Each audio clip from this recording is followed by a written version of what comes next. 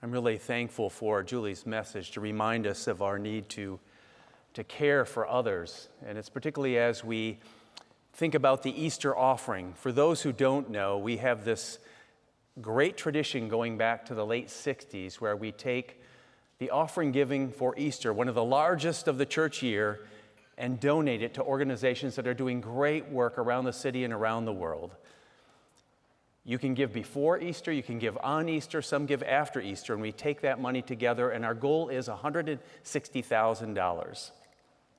To help you understand how that can make a difference in people's lives, we have Maria Martinez with us. And we haven't met before, but as I looked through her bio, I thought she's got to be like at least 60 to have done all these things. And then I see you and you're so young. It's so incredible. Let me highlight just a few of the things that she has done as an organizer, activist, and political strategist. She was formerly the Latinx Engagement Director for U.S. Senator Elizabeth Warren's 2020 presidential campaign.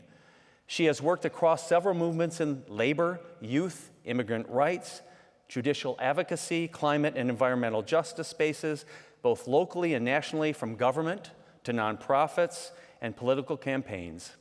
She has worked for the United States Congress, the Office of the New York Attorney General, and the Democratic National Committee as the Latino Coalition Director.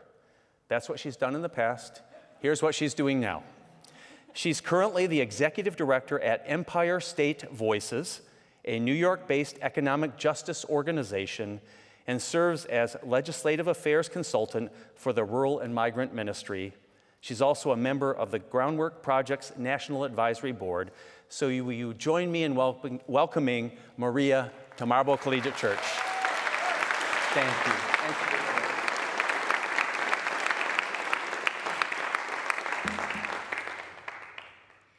Good morning, everyone. Good morning. Thank you to Marlboro Collegiate Church for having me today. Rural and Migrant Ministry is so grateful for your continued support and for supporting our youth empowerment program through your Easter offering over the years. I was a freshman in high school when I joined Rural Migrant Ministry's Youth Arts Group, a social justice group dedicated to bringing about systemic change in the pursuit of justice for farm-working and migrant communities. The Youth Arts Group wasn't just about learning, it was about action. We regularly traveled to Albany to advocate for farm workers' labor rights and immigrant rights in New York. We have also made trips to Washington, D.C., where we met with members of Congress, working alongside our partners and allies to push for legislation that could significantly improve the lives of millions. Now, after graduating from the Youth Empowerment Program, I had the opportunity to take my passion for advocacy to the next level. I worked for former New York Congressman Sean Patrick Maloney, New York's Attorney General, 2020 presidential candidate, Senator Elizabeth Warren, and other local, state, national, electoral, and issue advocacy campaigns. Now, as a daughter of Mexican immigrants, I have witnessed firsthand the sacrifices my parents made to build a better life here in the U.S. I've also seen the injustices they faced, and after their deportation a few years ago, a fire was ignited within me, a fire that reverberated for years to come. The Youth Arts Group taught me the profound power of my words and how to wield them in the fight for justice, not just for myself, but for my family, my neighbors, and my community. Through this journey, I have stood proudly in rooms filled with powerful voices, as well as in spaces where voices were silenced.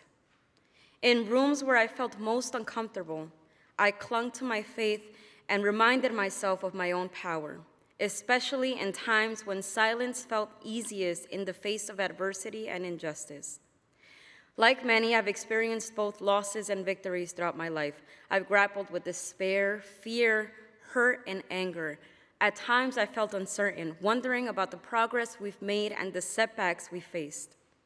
But despite these challenges, I've remained resilient, inspired by the lessons I learned from the Youth Arts Group to stay hopeful and brave during the most turbulent times. The lessons I learned in that youth group have shaped who I am today. I owe so much of my strength and purpose to that program and the mentors who poured their wisdom into me through my formative years. And now I turn to you, asking for your support for the next generation of youth. I often wonder where they will be in the years to come. Will they be working for the next presidential candidate or running for president themselves? We can't know for sure, but one thing is certain. We cannot give up on them. They are our future, and their hope, resilience, and dreams are what fuel my commitment to the fight for equity and justice. I continue this journey for them, knowing that their lives and the world they inherit depend on the progress that we make today. Thank you.